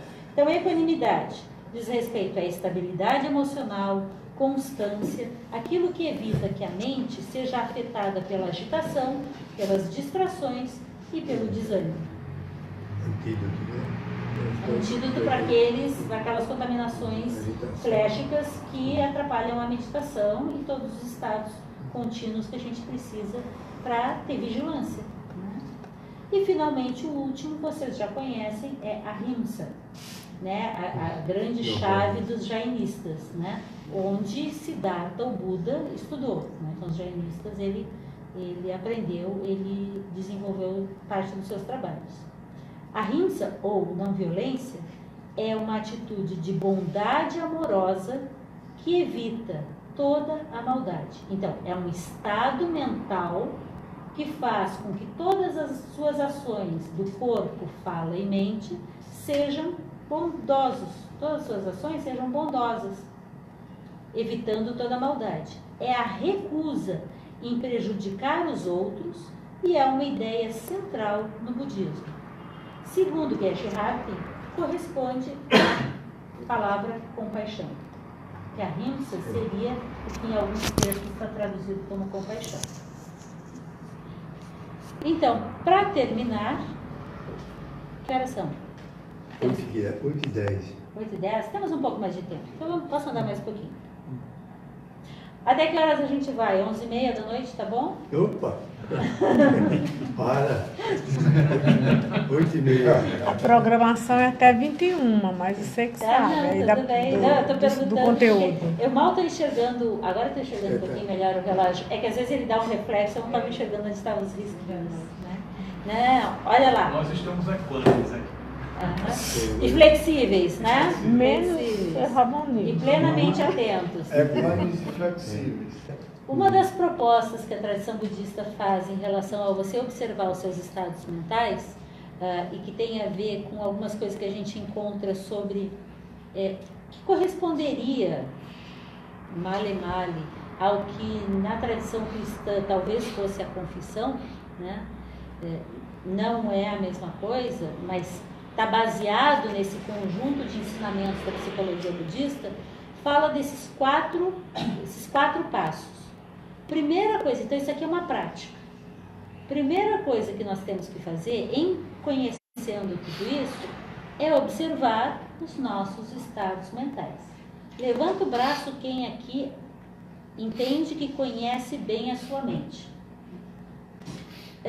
Em conhecendo e levando em consideração esses fatores mentais positivos, tentemos praticar mais desses fatores mentais positivos e, de posse deles, em especial da vigilância, observar os nossos estados mentais e passar a nos conhecer um pouco melhor. Porque é uma coisa que eu notei em mim, que à medida que eu fui dando mais espaço para ler, eu gosto muito de psicologia ocidental também. Durante o doutorado eu fiz 40 créditos, a metade disso, 40 créditos na área de psicologia ocidental. Um dos meus trabalhos durante o doutorado foi um texto sobre psicologia budista, que aliás é um dos livros que está semi-escrito e parado lá, né? Mas com tudo isso aqui. Obviamente ele não foi levado adiante, que eu ia fazer com um texto sobre psicologia budista numa universidade brasileira, né, e com nenhum interesse nessas coisas inúteis, né? Mas à medida que eu fui conhecendo, tomando contato com essas coisas, o meu grau de observação dos meus estados mentais melhorou muito mais, porque eu passei a ter referenciais para olhar. A gente muitas vezes tem muitos estados mentais ocorrendo que às vezes alguém de fora nos indica e você nunca... Primeiro você nega, né? Aí depois você começa a observar, é mesmo. Se a gente conseguir fazer esse trabalho de observação com a gente mesmo, você já está fazendo esse primeiro passo. Observar os estados mentais, no caso aqui, os contaminantes, os flechados, né? Observar tais estados mentais contaminados, que distorcem o teu real caminho, e percebê-los. É a primeira coisa. Se você sequer os enxerga, você não vai poder fazer o resto. Feito isso, de posse principalmente dos fatores positivos, arrepender-se no sentido de tomar uma decisão de evitá-los. Tomar uma decisão de não permitir que eles venham à tona. Tomar uma decisão de arrependimento em relação a permitir que eles comandem a sua vida. Provavelmente a gente não vê muito isso, mas é muito provável que alguns kleshas comandem a vida de cada um de nós. E a gente pouco se dá conta. A gente pouco se dá conta que a gente mente demais. A gente pouco se dá conta que a gente vive falando mal dos outros. A gente pouco se dá conta que a gente joga muita conversa fora. A gente pouco se dá conta de muita coisa que a gente permite que está conduzindo a nossa vida, alimentando e retroalimentando continuamente, e a gente não nota. Então, primeira coisa, observar. Segunda coisa, criar essa condição de arrependimento para tentar evitar que isso venha à tona. Terceiro ponto, aplicar o antídoto. Em observando que você tem ataques de raiva gratuitos, né? Aplicar atitudes amorosas para evitar que esses ataques de raiva venham à tona. Tomar consciência de sob que condições eles vêm, verificar quais teus apegos que estão fazendo com que isso aconteça, e assim sucessivamente observar tudo que vem acontecendo, aplicando os antídotos, que são os fatores mentais positivos e são as paramitas, né? Porque são duas formas diferentes de apresentar praticamente as mesmas coisas. Lembram quais são as paramitas? São 6 paramitas chamadas as virtudes, né? E que são o caminho dos bodhisattvas. Dana é a primeira, que é a generosidade. Shila, a segunda, que é a harmonia nas ações físico-verbais mentais. Shanti, que é paciência, derivada da paz. Que você está tão em paz, que é Shanti, que você então tem Kshanti, paciência. Qual é a quarta paramita? É a chave de Vairagya. Virya. Ai, é energia. Ah, não, é que tem a quarta aqui na meio. Eu estou colocando já. Vairagya, na voz do silêncio, é apresentada já tô como uma chave colocando secreta. Né? Então eu vou abrir e depois eu ponho ela aqui. Então, Virya, que é a quarta das 6 paramitas tradicionais, que é aquela determinação irrestrita, né? Entusiástica. A quinta, Dhyana, plena atenção, né? E a sexta, Prajna, sabedoria. Lembrando, como vocês muito bem lembraram, que existe uma chave no meio aqui, que é Viraga, desapego. Então, seja você botar em prática as 7 paramitas, as 7 chaves, né? Ou seja, os 11 fatores mentais positivos, tanto faz, escolha. Mas tentem botar em prática como antídotos àquelas condições mentais negativas que continuamente te conduzem não nos melhores caminhos, né? E não apenas observar, ter essa posição de arrependimento, não de ficar se maltratando, mas de tomar a decisão de tentar evitar que esses kleshas tomem conta da sua mente e te conduzam. Dar ênfase nos fatores mentais positivos e ou nas paramitas, mas ter a determinação de manter essa atitude. Continuamente, acordado ou dormindo, 24 horas por dia, 7 dias por semana. Não tem férias para isso, não. Tá? Não. Disse, aos sábados, quando eu vou na reunião, é o dia de eu praticar. Não, a prática, esse tipo de coisa é diária. É claro que um dia por semana é melhor que nada, né? Mas é para ser uma prática diária, né? Então, por isso a minha sugestão de colocar alguns fatores positivos, assim, bem visíveis, para toda hora você lembrar disso, te ajudar. Né? Eu realmente acho que ajuda.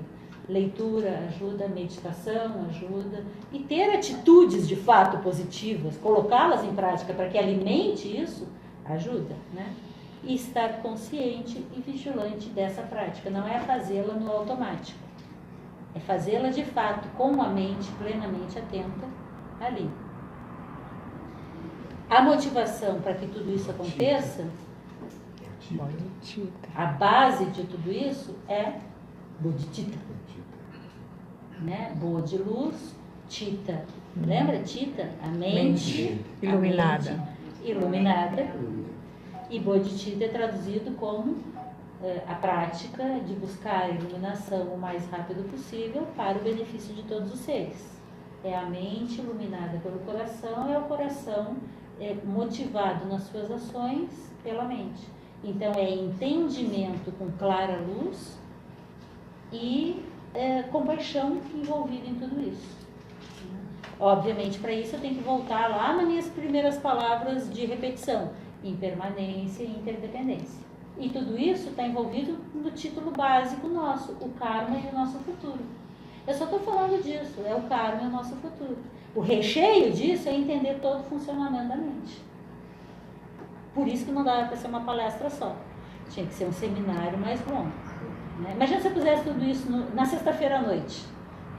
Tem condição. Para a gente poder ter um pouco mais desse exercício para parar, para refletir. E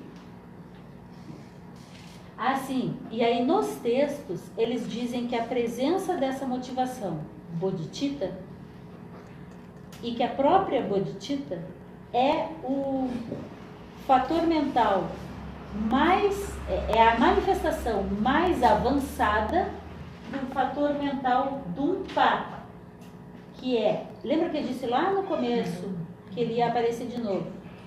Dumpa é o primeiro dos 5 fatores mentais determinantes do objeto, ou fatores mentais cognitivos. Dumpa é o primeiro dos 5. Lembra que nos fatores mentais cognitivos, o primeiro fazia com que o segundo aparecesse, o segundo leva para o terceiro para o quarto, e o último é a percepção real da realidade, da sabedoria mesmo. Mas que a gente pode cortar esse processo antes. Segundo um texto que eu estava lendo sobre os fatores mentais, diz que a forma mais profunda de aspiração, que te leva a tentar conhecer aquele objeto de busca, é bodhicitta.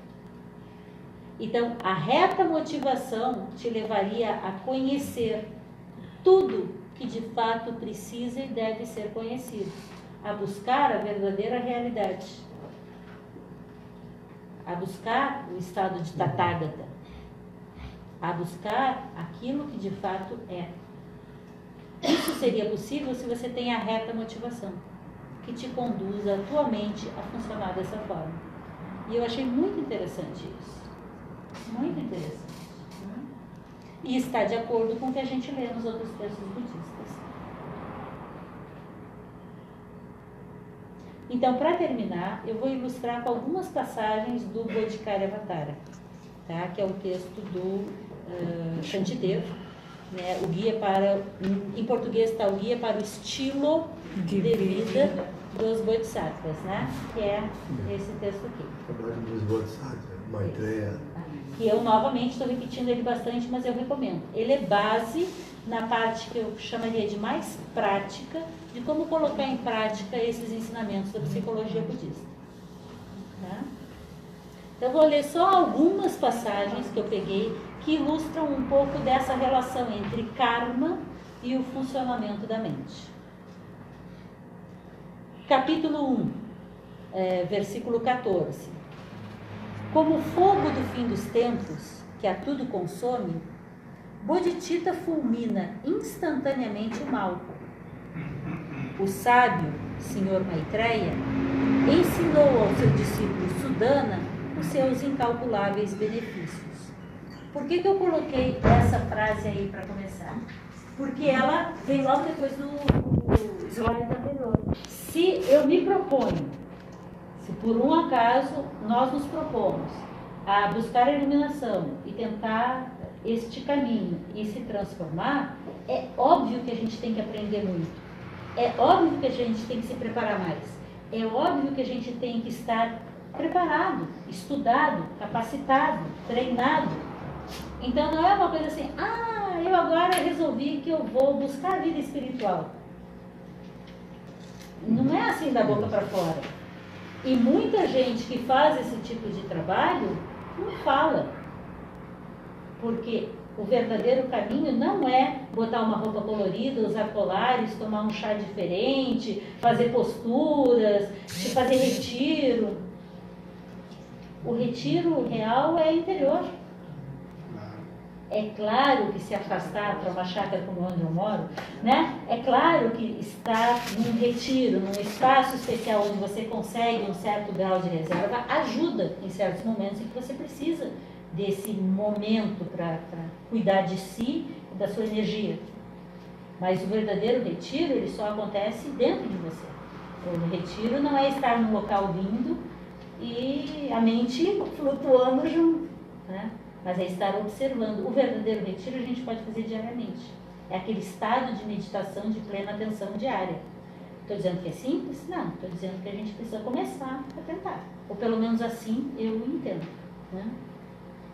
A segunda, os dois próximos versículos que eu selecionei de Bodhikaya Matara dizem, desde o momento, é o 18 e o 19, desde o momento em que alguém gera bodhicitta como uma atitude mental irreversível de jamais abandonar o desejo de libertar a todos os seres, desse momento em diante, dormindo ou distraído, ininterruptas correntes de mérito constantemente fluirão.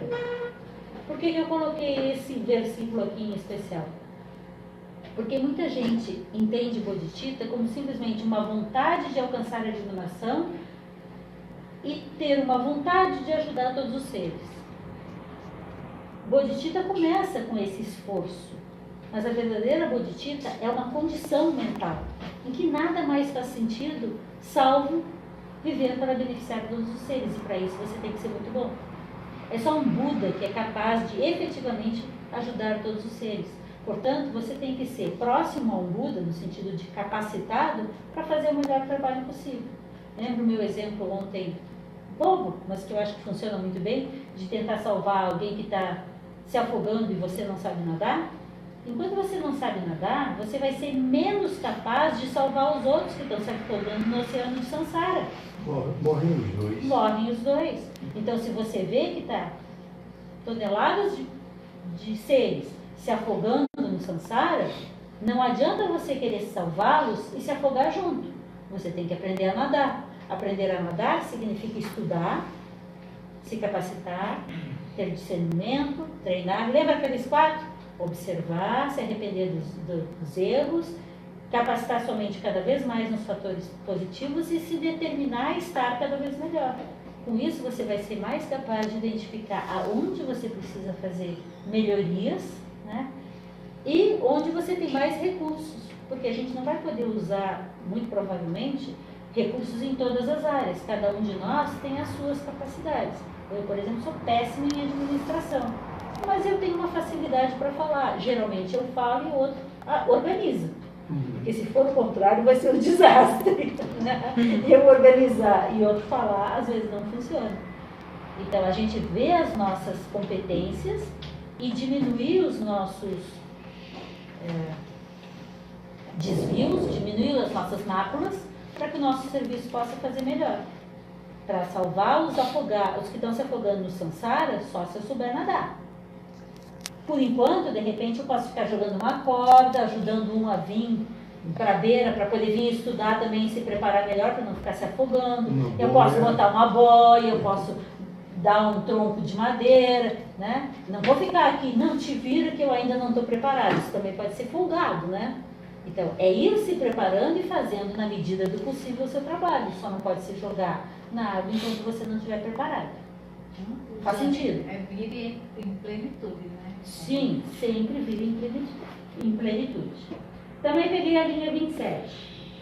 se a simples intenção altruísta produz mais méritos do que fazer oferendas aos Budas, o que para um budista é extremamente significativo, fazer oferendas aos Budas, se a intenção altruísta é mais meritória do que fazer oferendas aos Budas, muito maiores serão os benefícios derivados do esforço de tornar felizes todos os seres, sem exceção.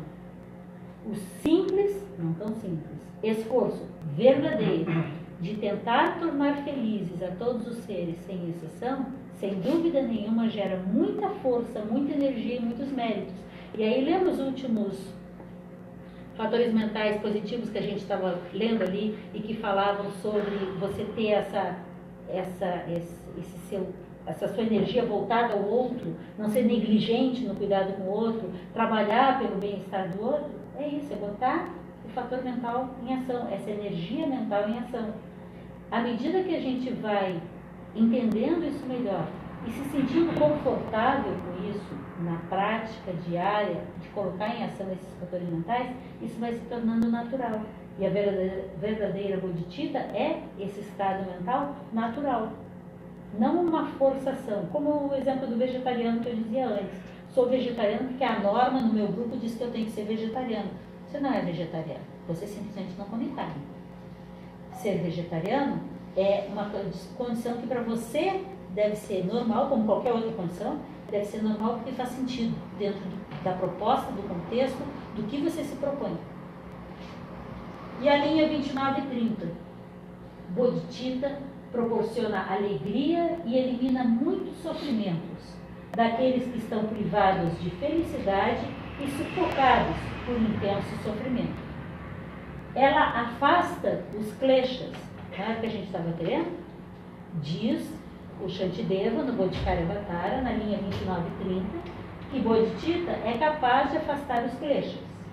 Onde há uma virtude similar a essa? Onde há um tal amigo? Qual o melhor amigo que eu posso ter?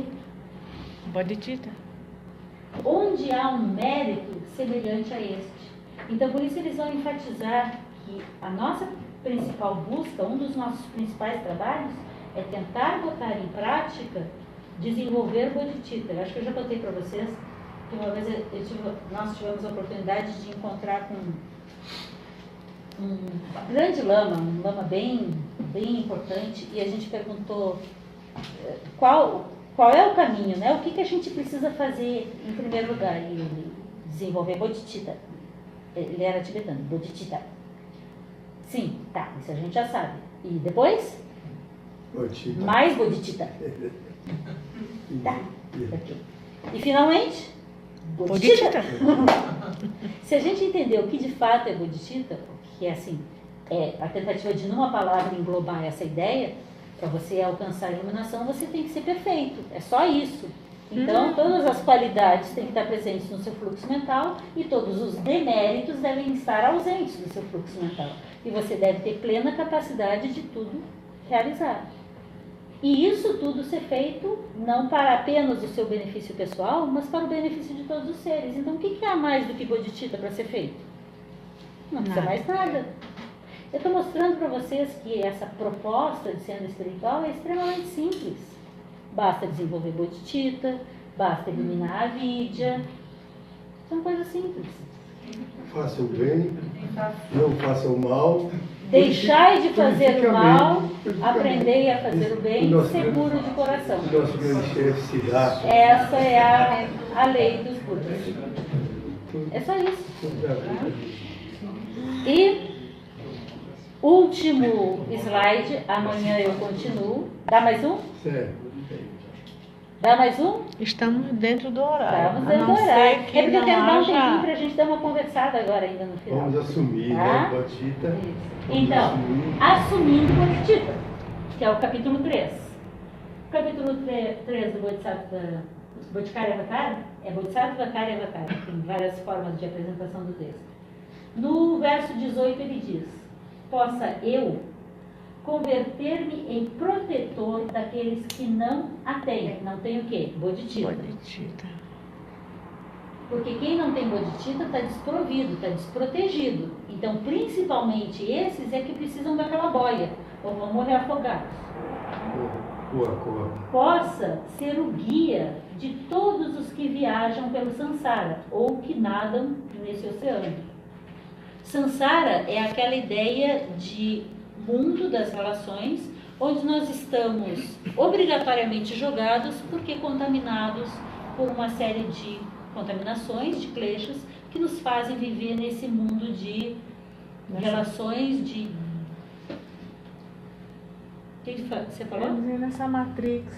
Nessa Matrix, né?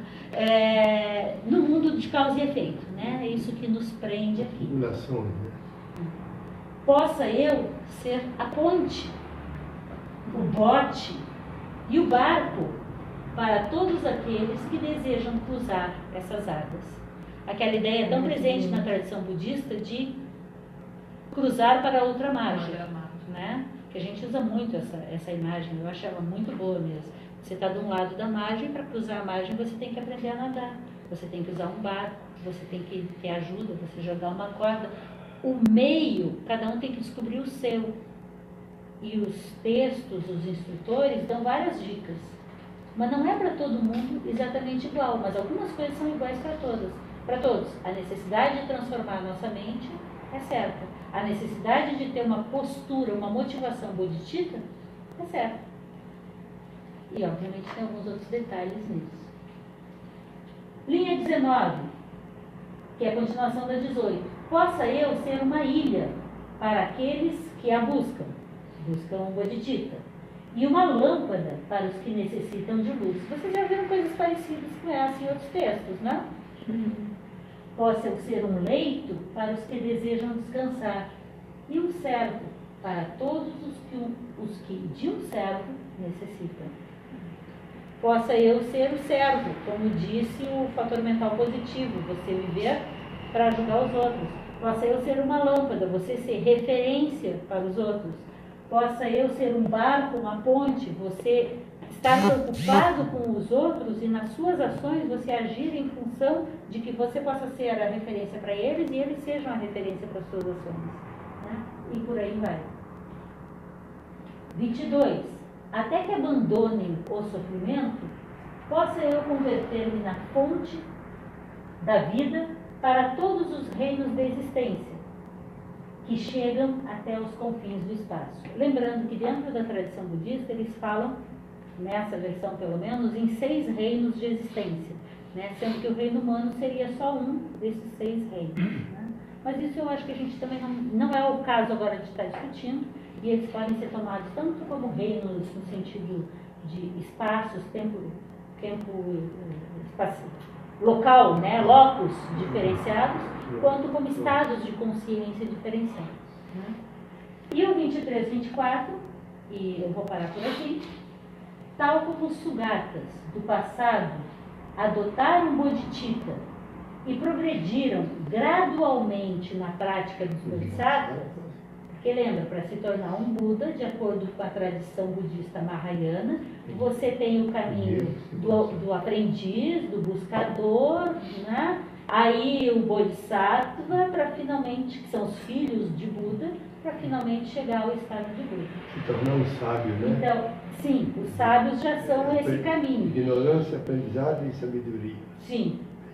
Então, gradualmente, andando na prática dos Bodhisattvas, também eu devo gerar bodhicitta, porque todos os Sugatas do passado fizeram isso.